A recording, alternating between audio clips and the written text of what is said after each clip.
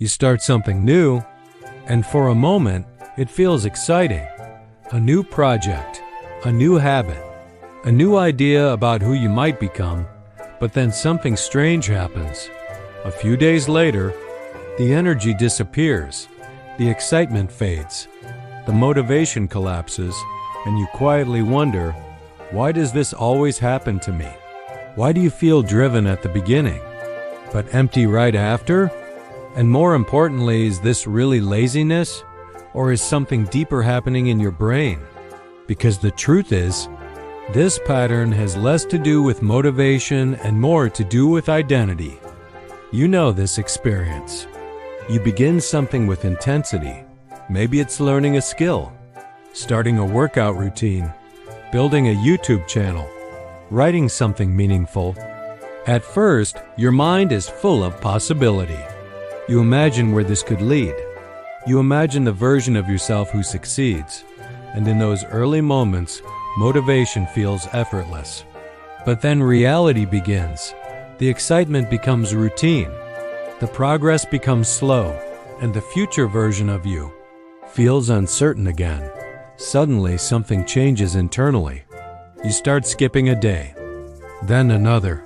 You tell yourself you'll return tomorrow, but tomorrow becomes next week. And eventually, the project fades into the background of your life. Not because you stopped caring, but because something inside you quietly disconnected from it. This isn't just about discipline. It's about what psychologists call identity friction. The moment when a new action starts challenging the version of yourself your brain is used to protecting. And this is where the real story begins. It's easy to believe this pattern means something is wrong with you, that you lack willpower, consistency, focus, but the brain rarely abandons effort randomly. In behavioral psychology, repeated patterns usually serve a purpose, even when they look like self-sabotage. Your brain is not designed to chase improvement endlessly. It is designed to protect psychological stability, which means the moment a new behavior threatens your existing identity, your brain begins pulling you back toward what feels familiar, not because growth is bad, but because unfamiliar identity changes can feel like risk, even when they're positive. So the loss of motivation is often not about the task itself. It's about the version of you that the task is slowly trying to create. And your brain isn't sure yet if that version is safe. To understand this, imagine your brain like a thermostat. A thermostat doesn't care if the room becomes hotter or colder. Its job is simple: maintain a stable temperature. Your identity works in a similar way. Psychologists sometimes call this self-concept homeostasis. Your brain constantly tries to keep your behavior aligned with the identity it already recognizes.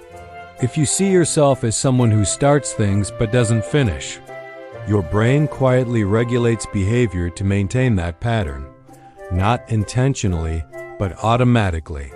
This regulation happens through several psychological mechanisms. One of them is dopamine prediction error. At the beginning of something new, the brain releases dopamine because of novelty and possibility. But once the brain realizes the reward will take time, dopamine drops, motivation drops with it. At the same time, another system activates. Your brain begins comparing the effort you're making with the identity it expects from you. And if the effort suggests a new identity your brain hasn't accepted yet, it creates resistance, fatigue, procrastination, distraction. Not because you're incapable, but because your brain hasn't updated its internal model of who you are. And until that model changes, motivation will keep collapsing after the beginning phase. So the real question becomes, how do you change the brain's identity model so motivation doesn't keep disappearing? There are a few psychological principles that help the brain accept new identities, not through force, but through gradual evidence. Instead of chasing big outcomes, shrink the distance between your current self and the new behavior.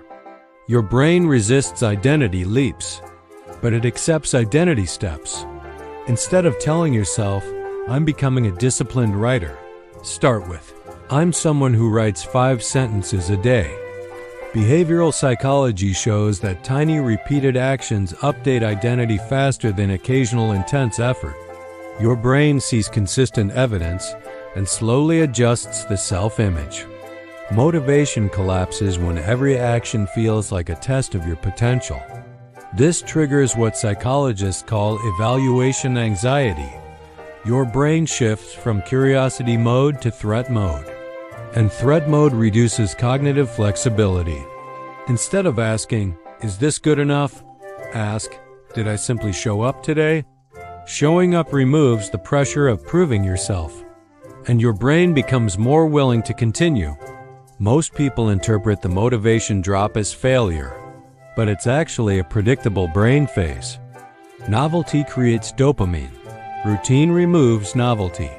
Knowing this changes your response.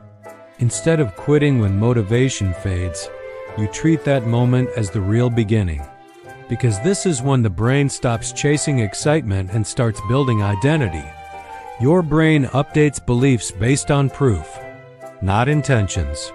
This is why small visible progress matters. A checklist, a streak calendar, a notebook of completed sessions.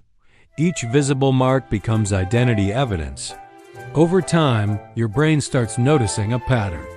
This is something we do now, and once the brain accepts that, motivation becomes less necessary because the behavior becomes part of who you are. All of this leads to a simple mental model. Motivation isn't fuel. It's a temporary spark. Identity is the engine. At the beginning of something new, motivation lights the spark. But if identity never changes, the spark fades and the engine never starts. The real work is not forcing motivation to return. It's quietly giving your brain evidence that a new version of you already exists. One small action at a time. Over weeks and months, those small pieces of evidence reshape the brain's internal thermostat. And suddenly the behavior that once felt difficult starts to feel normal. So if you've started many things and abandoned them along the way, it doesn't mean you lack discipline. It often means your brain is still protecting the identity it knows. But identities are not permanent.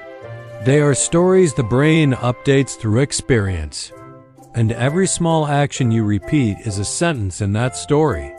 The strange part is, motivation doesn't usually return dramatically. It returns quietly. The day you notice that you showed up again without needing to convince yourself. And in that quiet moment, something subtle has changed. Not the task, but the person doing it.